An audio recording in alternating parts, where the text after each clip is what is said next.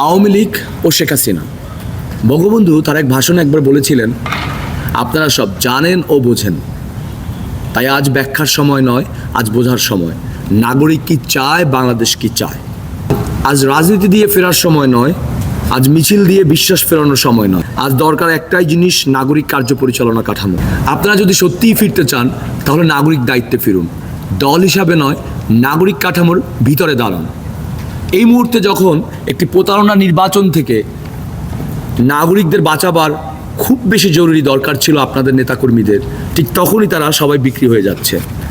আওয়ামী লীগের 2 শতাধিক নেতাকর্মী বিএনপিতে যোগদান, গোপালগঞ্জে আওয়ামী লীগ নেতার পদত্যাগের হিড়িক, সালথায় আওয়ামী লীগ ও যুবলীগের 4 নেতার বিএনপিতে যোগদানের ঘোষণা, নীলফামারীতে আওয়ামী লীগের শতাধিক নেতাকর্মী বিএনপিতে যোগদান।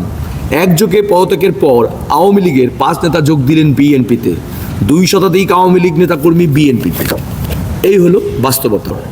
2008 সালের আওয়ামী লীগের নির্বাচনে বিজয়ের পর রামেন্দ্র মজুমদার প্রথম আলোতে একটি খোলা চিঠি লিখেছিলেন তৎকালীন প্রধানমন্ত্রী শেখ হাসিনার কাছে। এবার একদিকে সুযোগ এসেছে বাংলাদেশকে সত্যিকার অর্থে বদলে দেওয়ার, অন্যদিকে ইতিহাসে অমর হয়ে থাকার একটি বিরল সম্ভাবনাও আপনার ব্যক্তিগত জীবনে এসেছে। উনি আরও একটা শব্দ ব্যবহার করছেন, সুযোগ সন্ধানীরা এখনই দখলের রাজনীতি শুরু করে দিবে।